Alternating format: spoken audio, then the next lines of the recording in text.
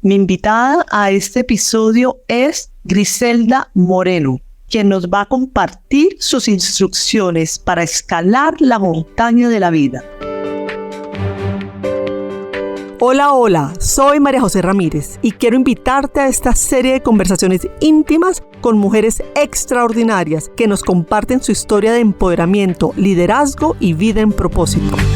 Emprendedoras, CEOs, artistas, mentoras, mujeres cabezas de familia, periodistas, escritoras, deportistas, científicas, políticas y más nos compartirán los secretos que les permiten vencer sus barreras internas y sobresalir.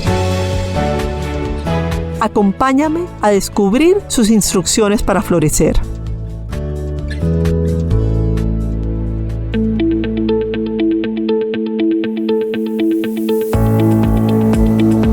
Griselda es una peregrina incansable, fundadora y directora general de Mujer Montaña.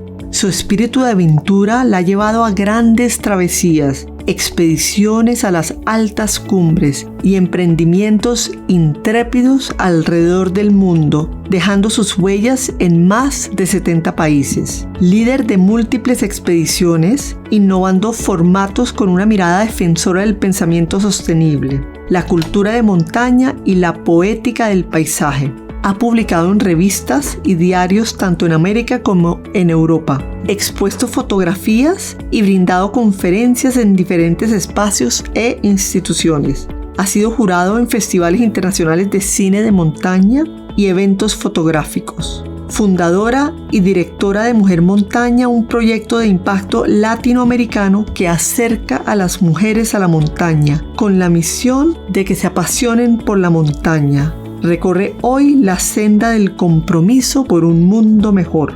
Es licenciada en Comunicaciones Sociales, cronista y fotógrafa especializada en la montaña, montañista y speaker. A Griselda le apasiona la montaña, el baile, la fotografía, la poesía y escribir. ¿Quieres saber qué se requiere para ser montañista? ¿Cómo se puede transformar tus miedos en confianza? ¿Qué aprendizajes de la montaña te puedes llevar para tu día a día?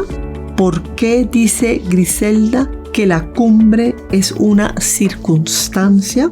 ¿Y cómo ha hecho ella para vivir una vida elegida? No te pierdas este episodio.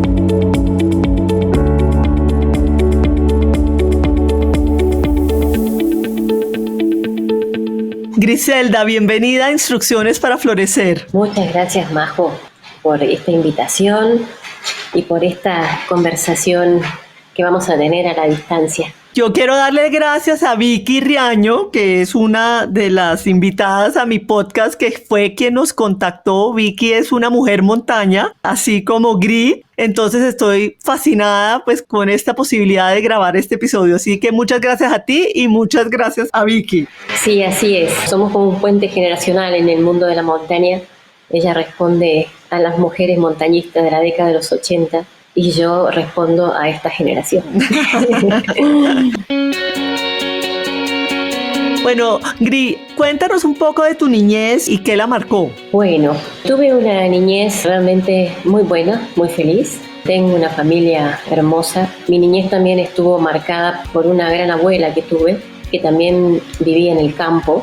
Entonces creo que poder fluctuar, estar parte en la ciudad con los estudios, con las obligaciones y también tener buenos momentos en el campo, sobre todo en los momentos de verano, fue apreciar la libertad desde pequeña, ¿no? Siempre fui como súper inquieta y tenía que hacer cosas para sacar toda la energía que había, ¿no?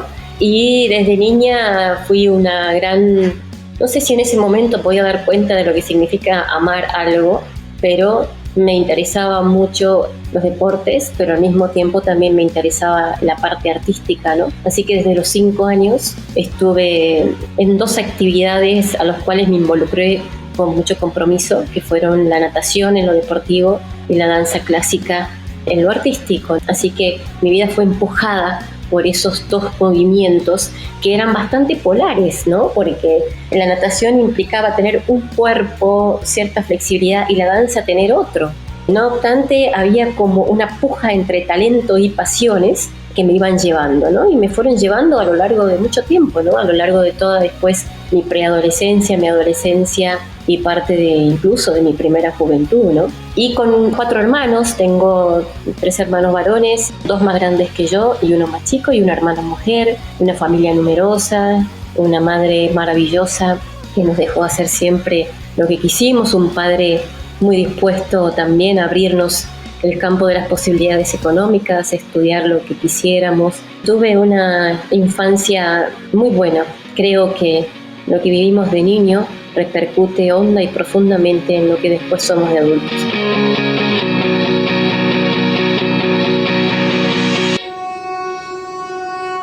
Oye, Gri, y desde ahí pues que empiezas obviamente a nadar de manera competitiva y por el otro lado pues la danza clásica, todavía estás metida totalmente en esos dos temas y para nada la montaña. O sea, ¿cómo es la transición después a esta nueva pasión que empieza a convertirse en algo tan importante en tu vida? Pues mira, incluso estos dos universos paralelos que me fueron formando, forjando, uno incluso cuando es más grande da cuenta de las cosas, que te da cada cosa a medida que avanza la vida, ¿no? Este espíritu de competencia, incluso de competencia sana, el entrenamiento comprometido, por esa técnica de saber que había que entrenar para bajar 1/10 de segundo porque eso te daba un campeonato, y por otro lado la ternura de bailar, ¿no? De ser una hoja en movimiento desde otro lugar, ¿no? Pero lo interesante aquí, Majo, fue que ambas cosas me expusieron desde pequeña. ¿Me expusieron en qué sentido?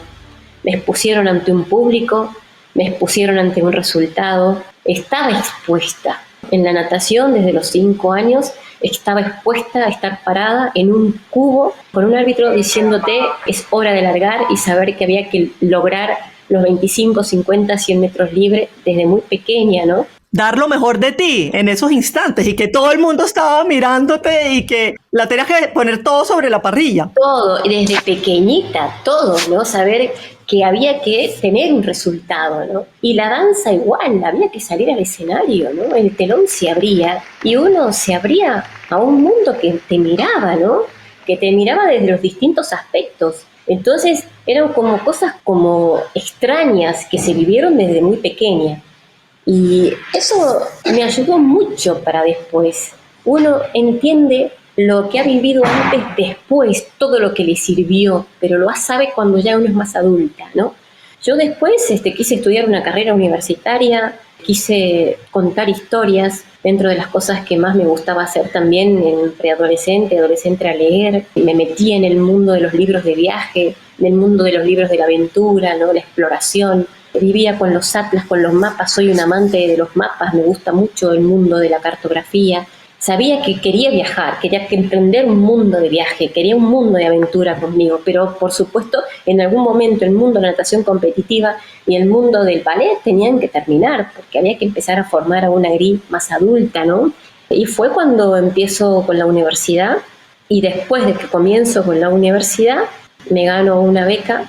Pero aquí yo dentro mío tenía este objetivo de querer viajar. Quería salir de Argentina, quería ir por el mundo, incluso ir a recorrer un poco las huellas de las historias de las mujeres viajeras que yo tenía conmigo, de las mujeres fotógrafas, que incluso que habían tenido que pelear mucho para encontrar esos caminos. Yo estaba viviendo otra época, mi época era distinta. Incluso mi época de 20 años ya era totalmente distinta a la época de hoy de 40 años. O sea, en 2 décadas el mundo cambió un montón y cambió mucho para las mujeres. Y en ese impulso de querer salir a buscar un mundo, a buscarme un futuro y un futuro de aventura, es que empiezo a viajar, empiezo a construir lo que quería hacer. El mundo de la montaña viene después, viene cuando yo ya tengo 28 años y viene después de haber caminado muchos lugares, por muchos países, después de haber estado viviendo incluso en Australia, después de haber estado viviendo incluso también en Venezuela, un poco en Francia. Me volqué al mundo de contar historias, me hice una fotoperiodista, escribí, empecé a hacer reportajes y en todo ese mundo de la reportería empecé a caminar y empecé a caminar mucho y me volví una gran caminante. Y de esa gran caminante un día empecé a caminar cada vez más alto y es así como comencé a ver y a sentir la montaña de otra manera. Qué bonito, Grilo, que narras de cómo, de alguna manera, dentro de ti había una búsqueda, ¿no? Y de viajar y la aventura, y cómo poco a poco se van uniendo los puntos. Un poquito de lo que dice Steve Jobs, de cómo cosas que uno ha hecho en el pasado que inicialmente puede que no parezcan que están relacionados, como poco a poco, y tal vez tú sientes que es como tu alma que sabía eso y poco a poco te va llevando hacia la montaña. Lo siento y lo creo, y creo que a todos nos pasa eso, solamente que tenemos que estar alertas. Creo que hay un mundo intuitivo que permite que vivamos esas cosas. Yo cuando tengo unos 28 años y regreso entre todos mis viajes a la Argentina, una amiga muy querida y cercana me dice, creo que te vendría, que vos serías una buena montañista, sobre todo de altas montañas. Y yo le digo, ¿te parece? Y me dice, sí. Y un día pruebo, ¿no? Un día me invitan a una expedición y pruebo. Yo tenía una gran condición física por un entrenamiento crónico desde los 5 años. Y cuando logro esa primera cumbre, que es una cumbre de acá, de la provincia donde yo vivo, de la ciudad de Salta, se llama el Nevado de Acay, que tiene 5.750 metros de altura, es la primera montaña que logro con su cumbre. Me doy cuenta que me había resultado tan familiar estar en esa montaña, que yo no había sufrido, que todo había sido tan en comunión, tan amigable, de alguna manera fácil para mí llegar a esa cumbre, y que en esa cumbre me sentí tan feliz que ahí supe, pero con una certeza incontrastable en mi corazón, que había un mundo para mí. Y un mundo para mí en varios sentidos. No solamente volví a retomar algo deportivo que me exigiera físicamente, que me iba a mantener entrenándome todo el tiempo, sino un mundo que contar. Y ese mundo que contar lo podía hacer desde la imagen y lo podía hacer desde la palabra. Y es ahí donde yo comienzo toda una vida en la montaña hasta el día de hoy. Ya han pasado como 16 años. Más, ¿no? Sí, como dices. Han pasado ya una trocha de años. Bueno, en ese momento, digamos, ¿se requirió valentía o ya en la medida que venías viajando y venías contando historias, dijiste, no, esto es como la cereza del pastel y voy a seguir por acá? Creo que para vivir la vida que uno quiere se necesita valentía. No importa si son montañas o si querés abrir una panadería. Creo que el ser valiente, el tener esa virtud, ese ímpetu, lo es para con todo. A mí la vida, hasta ese momento que hice esa primera cumbre, me fue llevando a que llegara ahí.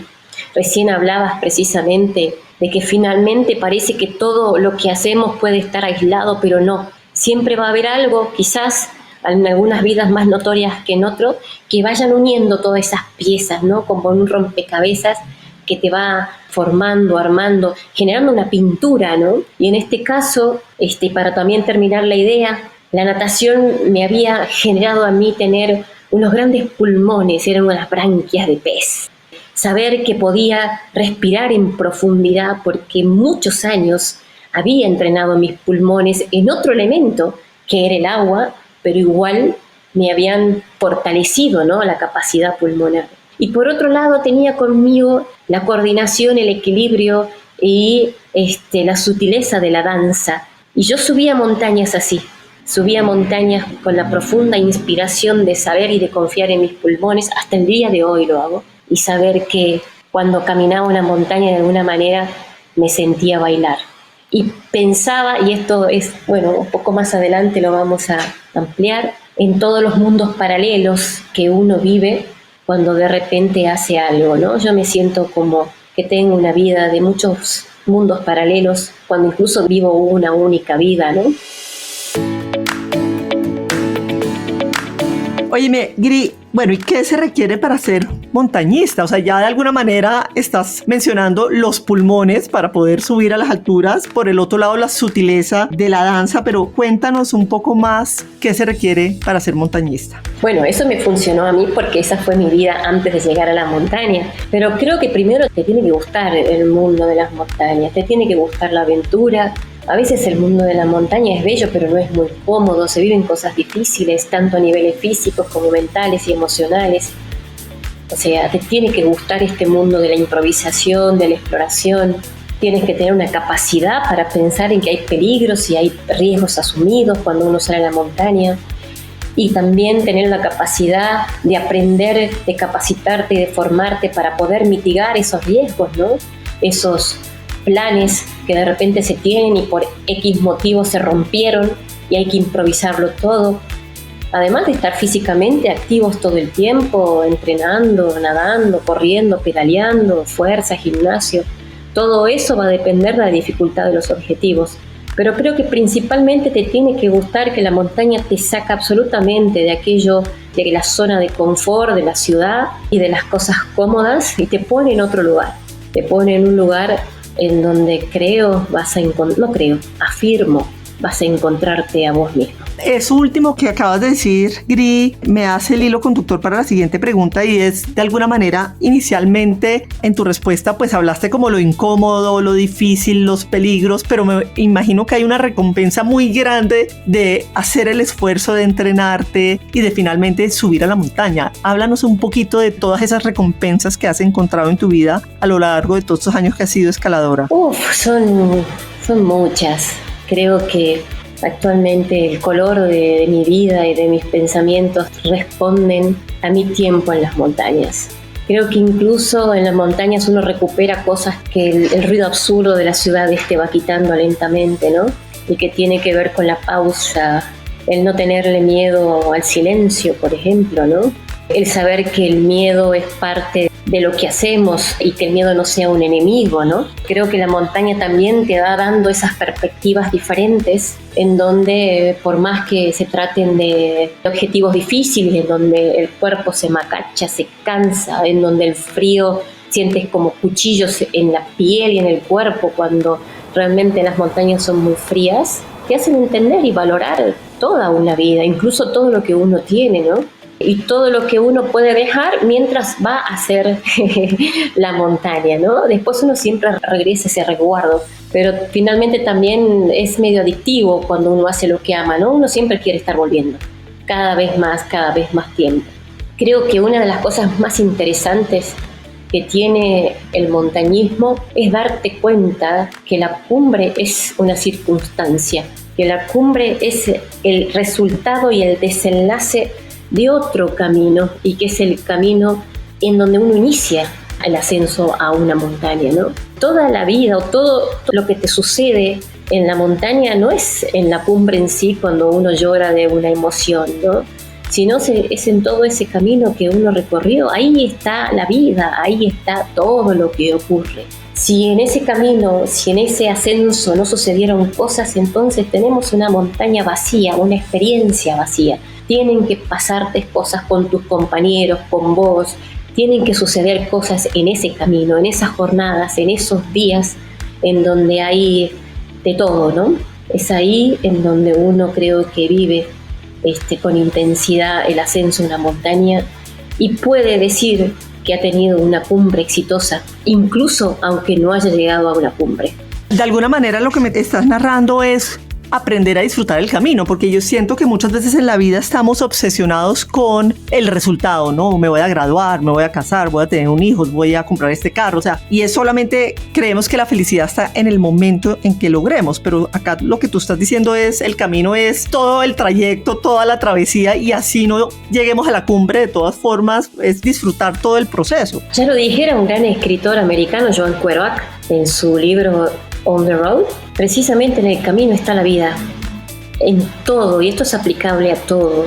Yo porque he tenido la gran oportunidad de plasmar mis experiencias y después volcarlas a mi vida cotidiana en la montaña, ¿no?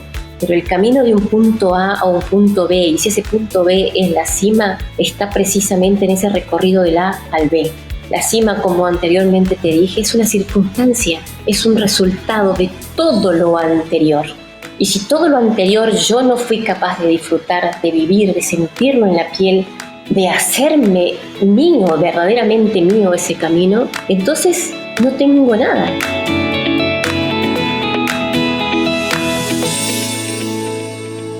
Vamos a escuchar este mensaje importante y ya volvemos con ustedes. Nuestras oyentes florecen con el podcast Instrucciones para Florecer. Esto dice Sofía Stroh. El podcast Instrucciones para Florecer de María José Ramírez es como un bálsamo para el alma. Se siente como una conversación fresca, fluida e íntima, donde María José logra meterse en la piel de sus entrevistadas de una manera respetuosa y amigable. Sigue con Instrucciones para Florecer. Compártelo con tus amigas que también les pueda gustar. Estamos de regreso con nuestro programa. Qué bueno que estén con nosotros. En esos momentos, digamos, de miedo, de angustia, cuéntanos qué utilizas, qué herramientas tienes como para controlar el miedo, para pensar frío, para no ir a dar un paso que no esté en firme y que sean aplicables, digamos, a la vida diaria de personas que no somos montañistas. Yo creo que el miedo no es un enemigo. El miedo tiene que ser un aliado, tiene que ser algo hasta amistoso, ¿no? Esto también a veces yo lo relaciono como dos cosas que suceden en la montaña y que también nos pasan en la vida cotidiana y que son el miedo y la soledad. Creo que ambos sentimientos tienen que ir de la mano con uno. Me parece que hay como, sobre todo en la montaña, hay como ciertas voces que te generan ciertas alertas si el miedo permite estar ahí contigo, ¿no? Que el miedo no paralice nunca. En cualquier cosa que hagamos que no te impida iniciar un nuevo proyecto, separarte de una pareja, ponerle límites a tus hijos, dejar un trabajo, ¿no? Uno va a tener miedo y el miedo está bien que exista. Lo que no puede hacer es paralizar, dejar, o sea, que vos no hagas por eso. Uno tiene que hacer incluso teniendo miedo, porque es parte de las alertas de la vida. La soledad es como algo que tiene que caminar a nuestro lado, porque también es la conversación con nuestra propia voz, ¿no? Con nuestros propios fantasmas, demonios y dioses. En ese sentido también nos vamos a poder guiar nosotros mismos en qué realmente queremos. Entonces, junto al miedo y a la soledad, y en este caso en la montaña, para poder enfrentar esas cosas también hay que prepararse, ¿no? Porque la montaña es un mundo de requerimientos técnicos, físicos, psicológicos y emocionales para enfrentar cualquier objetivo. Pero para eso hay que estar preparada. Cuando uno toma esas medidas puede ir a la montaña con más seguridad, con otro tipo de situación, ¿no? Uno va preparada. Después surgen un montón de cosas estando en la montaña. Hay un montón de imponderables que llevan a que estas cosas sucedan. Y entonces el miedo puede ser más intenso o menos intenso. Pero no puede cegarte, ¿no? Tiene que ser ambas cosas. Ambas cosas tienen que ser amigos en la montaña y en la vida.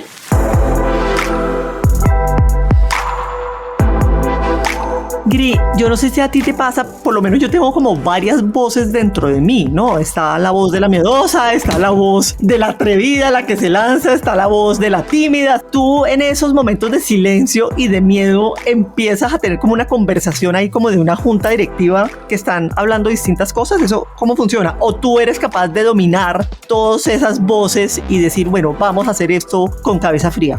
Domino bastante. Creo que incluso lo he aprendido a dominar por la cuestión deportiva, ¿no? Hay un entrenamiento muy mental a lo largo de toda mi vida en donde es un foco aterrador de decir esto es lo que hay que hacer y no nos podemos desviar. No voy a hacerte caso a lo que me diga la voz de la miedosa porque acabamos. No voy a hacerte caso a lo que diga la voz de la abuelita consejera porque no puede ser. Entonces hay un foco, pero eso también es un entrenamiento de acuerdo a cómo hemos vivido, ¿no? Y en mi caso, estando en la montaña, cuando hay que concentrarse, cuando hay un foco, cuando hay una situación de peligro, riesgo y la adrenalina estalla por todos los poros de la piel, hay una concentración tan puntual que todo lo que está haciendo ruido alrededor se calla y solamente va a eso que nos va a salvar la vida, ¿no?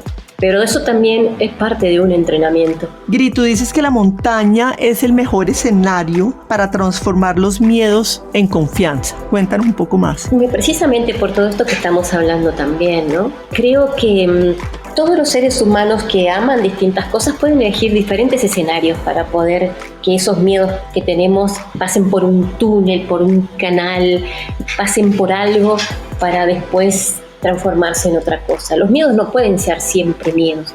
Todos nuestros miedos se van transformando a medida que crecemos. De niños tenemos miedos y después de adolescentes esos miedos ya no son tan miedos y te diste cuenta que en la juventud, que al pedo como muy argentino, ¿no?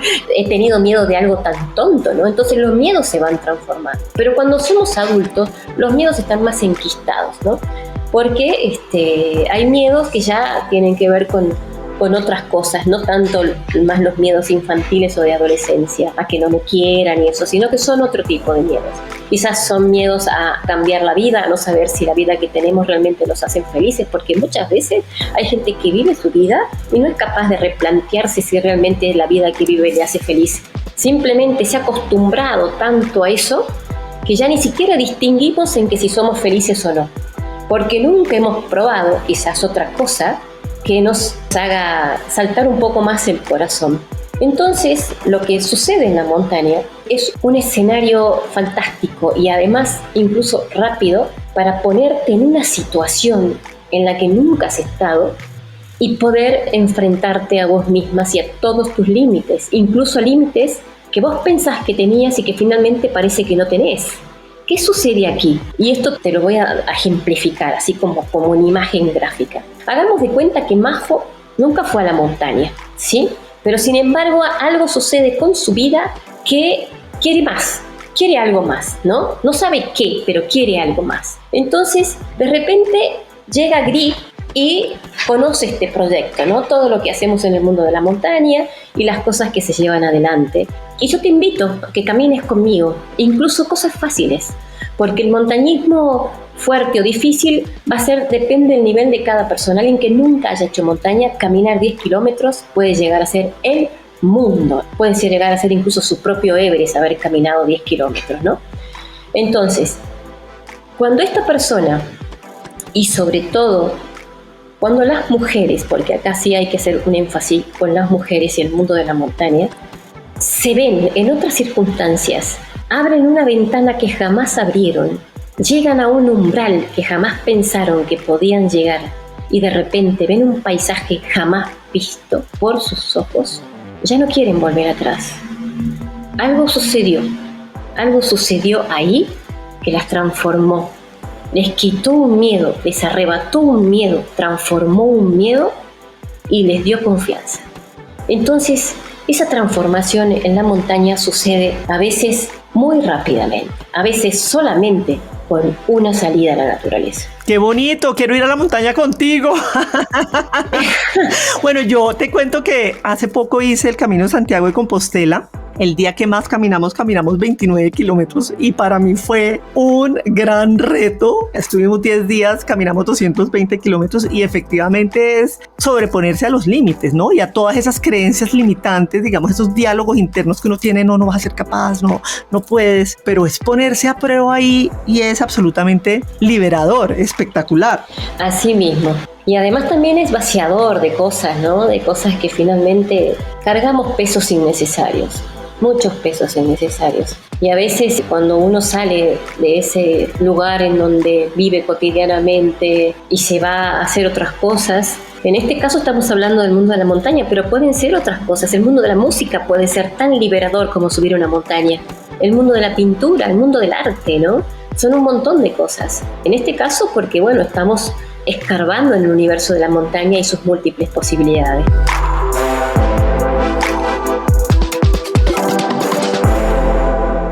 Gris, ¿qué se requiere para ser un buen líder de expedición? Yo sé que tú has liderado muchísimas expediciones. Cuéntanos un poquito de ese liderazgo. Esto incluso es bien interesante. Es que también hemos tenido mucha oportunidad de hablar con María Victoria Riaño, ¿no? En su mundo de empresaria montañista. Cómo finalmente toda una cantidad de aprendizajes y enseñanzas que el mundo de la montaña te da, uno lo aplica después a la vida organizativa y profesional, ¿no? De la vida de uno. Creo que un líder de montaña tiene que tener en su alma un saber organizativo, un compartir las responsabilidades, un motivar constantemente a los miembros del equipo de una expedición, reconocer las capacidades de cada uno, las necesidades de cada uno, incluso anticiparse a los hechos, dar instrucciones claras, ¿no? Ser muy bueno en la comunicación, delegar, por supuesto, ¿no? Y ante todo también mantener una actitud positiva que transmita a todas las personas que son parte de la expedición. Por más que el mundo esté negro y todo se caiga, la actitud positiva es parte de todo, ¿no?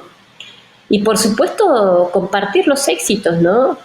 Hay una práctica constante de la paciencia, la persistencia, la gratitud, alimentar siempre en cada una de las personas que son parte de un proyecto, de una expedición, la inteligencia emocional que tiene cada uno, ¿no? En sus 3 bloques que definitivamente para todo en la vida van de la mano, y que es el bloque físico, emocional y mental. Mantenerte abierto al cambio, a la improvisación, a saber que puede haber un cambio de planes en 24 horas y que sobre ese plan seguir motivando, seguir teniendo una actitud positiva, ¿no? Eso es parte también de liderar una expedición, y sobre eso, sobre todo eso, construir una montaña de confianza, definitivamente. Gri, has tocado un tema que para mí siempre es complejo, y es el tema entre preparar y tener un plan, pero como dices tú, pues puede haber unas piedras que se interponen o una avalancha o algo así, y hay que improvisar y hay que cambiar el plan. O sea, ese tema de cómo haces para enfrentarte y para manejar, como soltar el control en ese momento e improvisar. Eso es el momento, algo que tiene la adrenalina y que no solamente despierta capacidades físicas humanas increíbles, sino que también despierta inteligencias que uno no sabe que uno no tiene.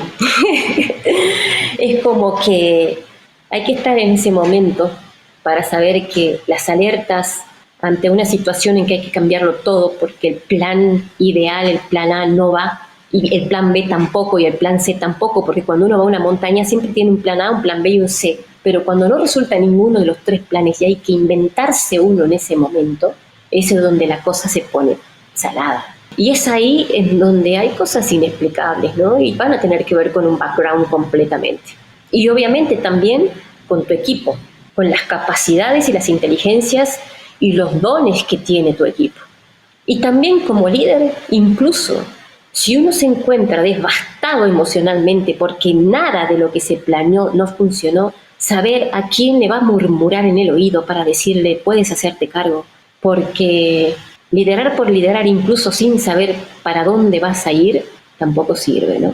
Creo que hay como un montón de cosas que hay que tener en cuenta, pero va a suceder mucho en el propio momento, ¿no?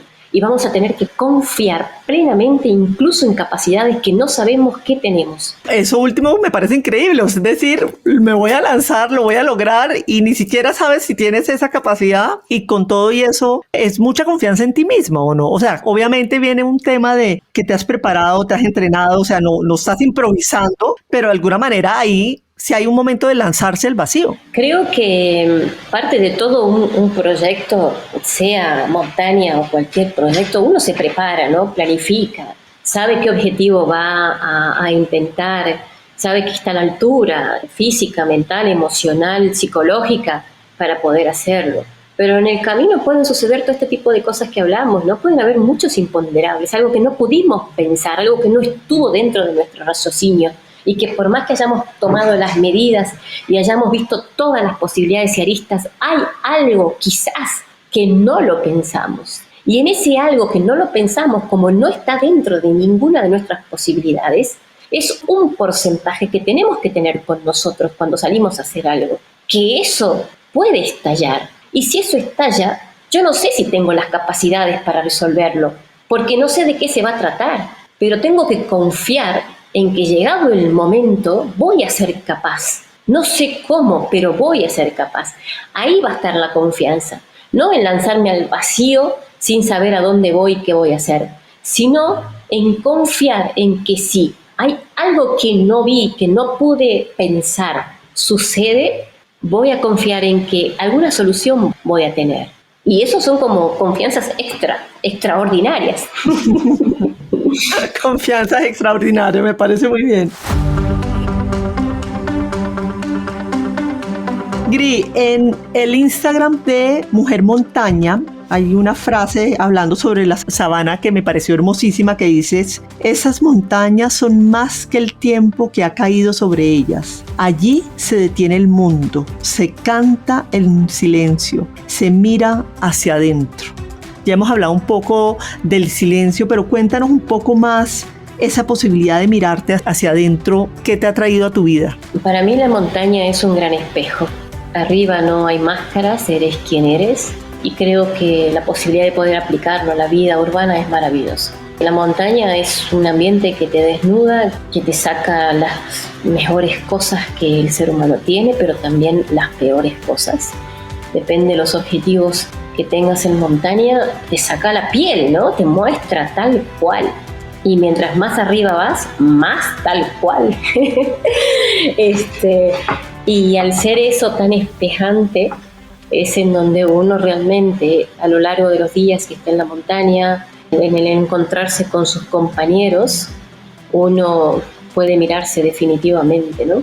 Puede mirarse a uno como es, y mirarse en el otro, ¿no? Y mirarse en el espejo que la montaña es, no porque la montaña sea un propio espejo, la montaña es espejo con los otros.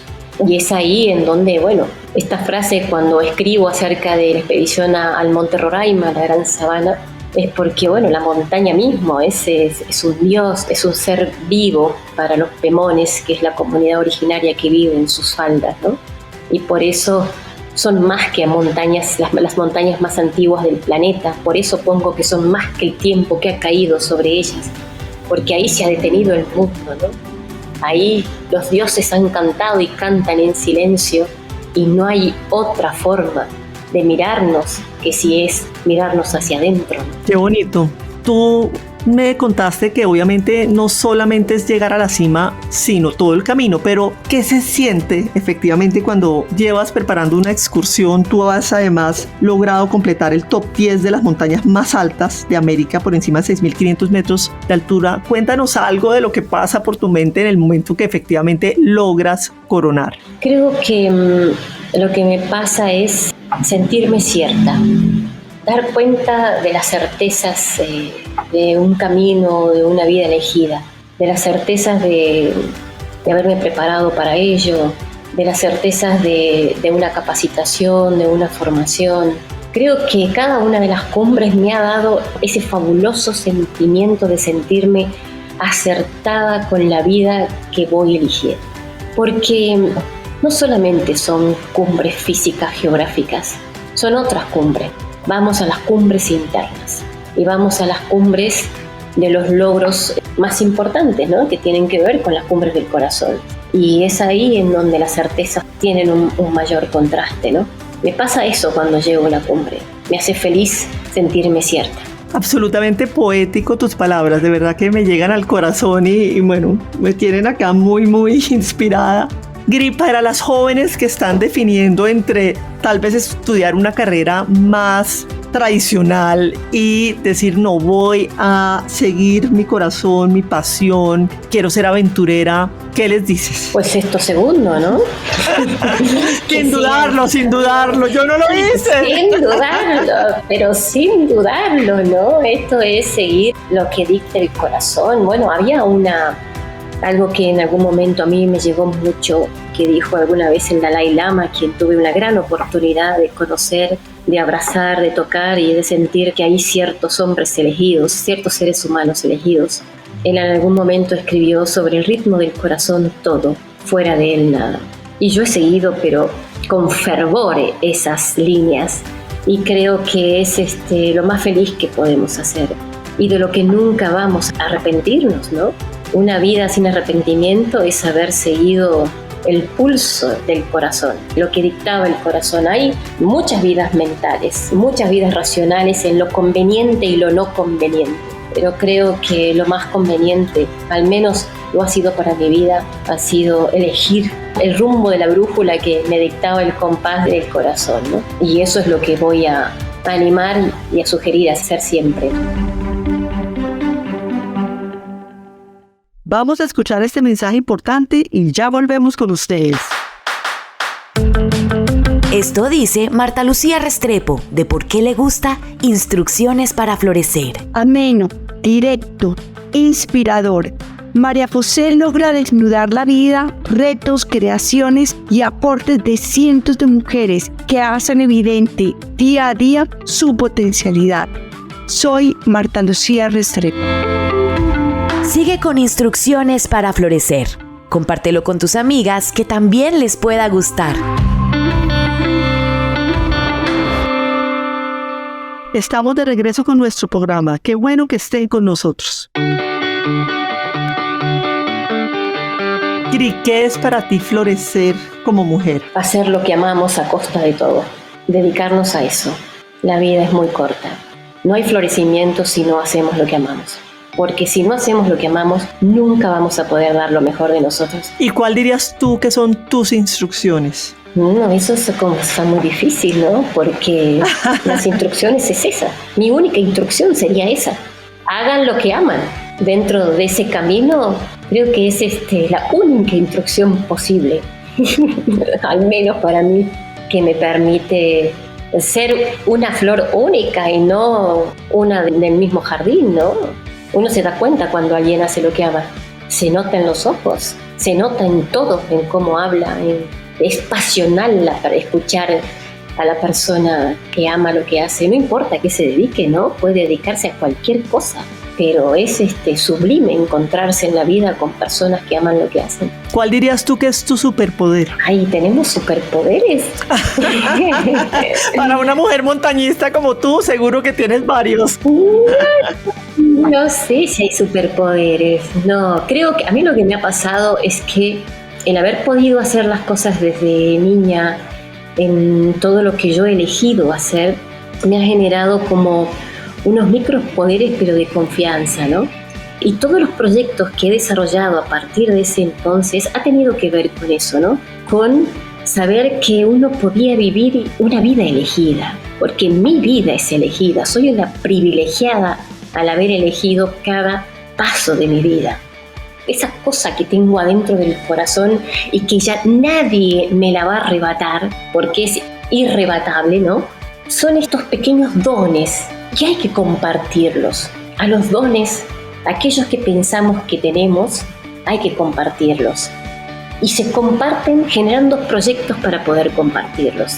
Y a partir de ahí es que yo he generado toda una serie de proyectos, entre ellos Mujer Montaña, pero también otros, y que ha tenido que ver con compartir las cosas que amo hacer y que he intentado hacer lo mejor posible, ser buena en esas cosas. Entonces no sé si hay un superpoder, sino más que nada un bloque de cosas que puedo compartir para poder, quizás, ojalá, es un deseo profundo, tocar la vida de las personas y de esa manera volverme inmortal.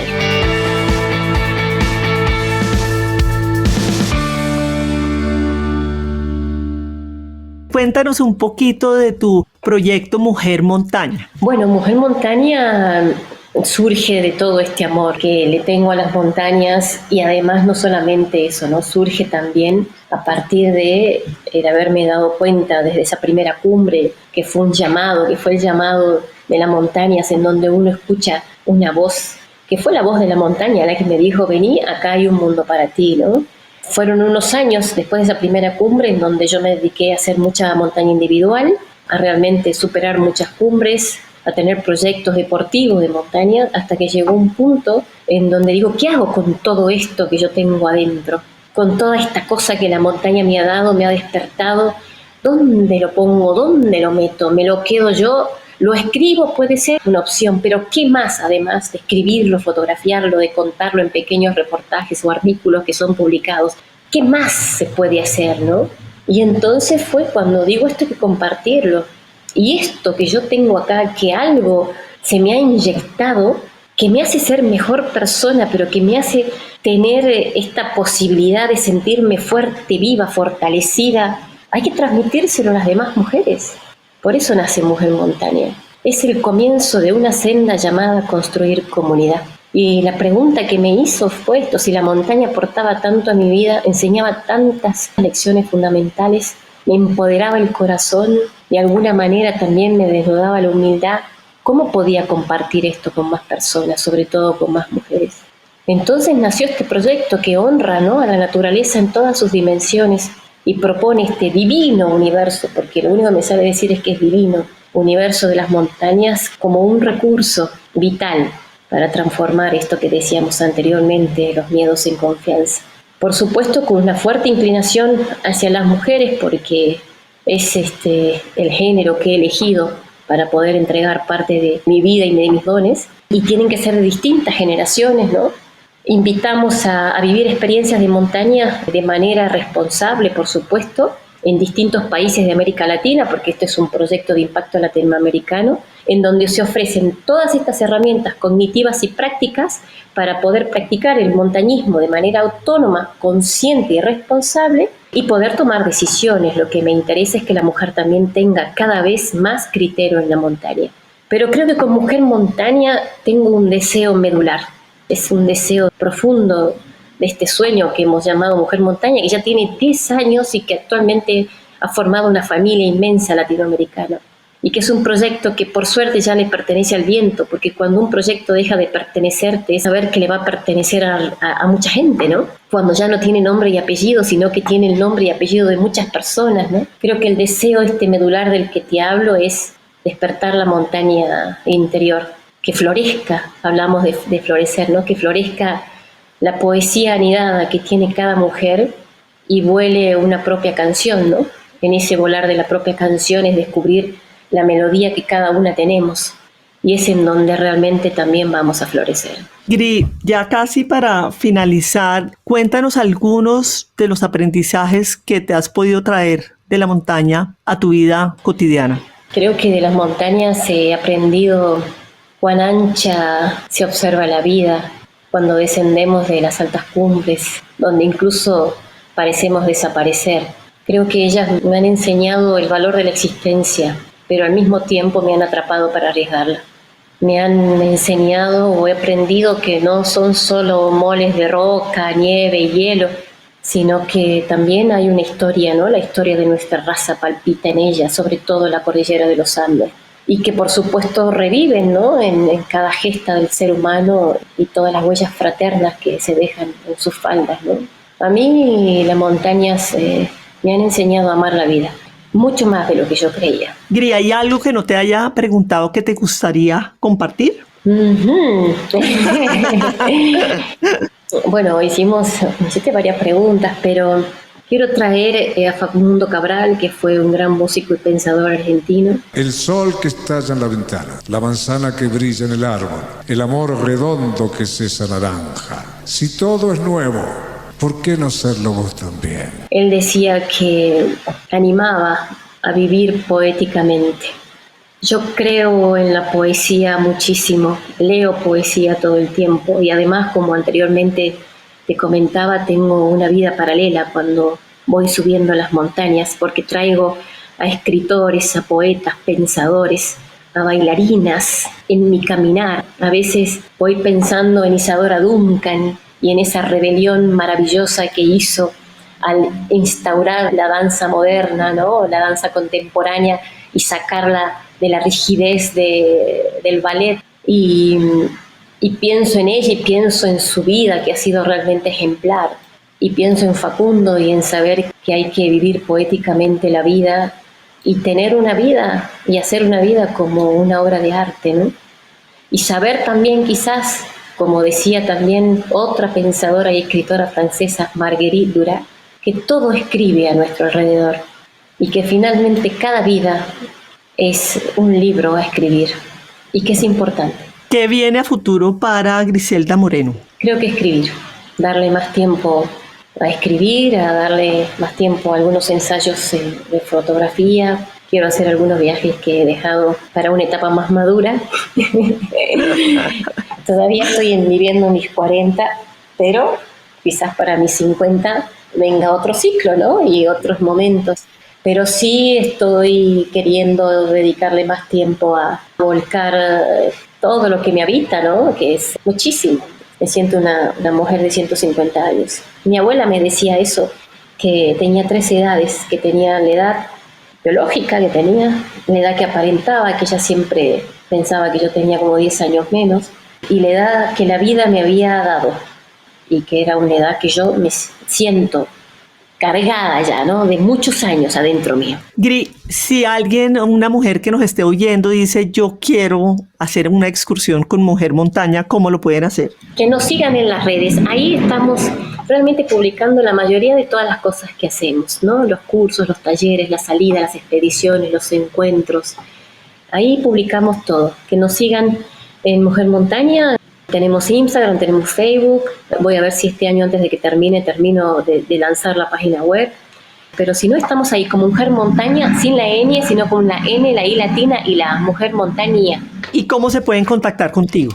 Y conmigo pueden contactarse también por ahí, pueden hacerlo, y si no, me buscan como Gri Moreno, en Facebook estoy como Gri Moreno, y si no, también me googlean. Salgo, aunque tampoco quisiera tanto, bastante en el buscador de Google. Como una de las mujeres, la primera mujer argentina que ha escalado los 10 top por encima de los 6.500 metros, o sea, espectacular. Oye, Gri, ha sido de verdad muy poético. Me has tocado el corazón y estoy con ganas de empezar a escalar montañas. Así que de verdad que gracias por enseñarme lo que es una vida siguiendo los latidos de tu corazón. Me parece absolutamente hermoso. De verdad que gracias. Muy hermoso. No, la agradecida soy yo. Es lindo saber que has creado estos espacios para tener charlas más profundas, ¿no? Con una cantidad de mujeres que también se dedican a un montón de cosas diferentes y que, por supuesto, de acuerdo a la vida que han tenido y a los sentimientos, también pueden mirar la vida de maneras distintas. Y eso es fabuloso, tener un jardín, porque lo que estás teniendo acá con tu podcast es un jardín de diferentes flores, de diferentes colores, un hermoso, diverso jardín. Me gusta esa imagen de, sí, efectivamente cada mujer que he entrevistado ha podido abrir su corazón y mostrar su autenticidad y su unicidad de este jardín hermoso. Así que muchas gracias y qué felicidad que tú seas una de las flores de este jardín. A vos y siempre que el abrazo continúe y que las palabras también. Gri nos comparte muchísima sabiduría de su vida subiendo a los picos de las montañas. Me quedo con la invitación que nos hace de siempre seguir lo que te dicte tu corazón y que se puede vivir una vida elegida, donde eliges cada paso que das.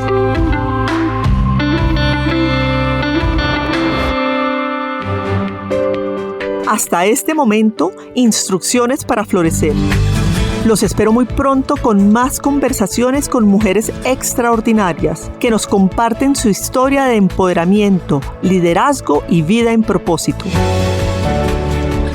Acompáñame a descubrir sus instrucciones para florecer. No olvides suscribirte a nuestro podcast en la plataforma de tu elección.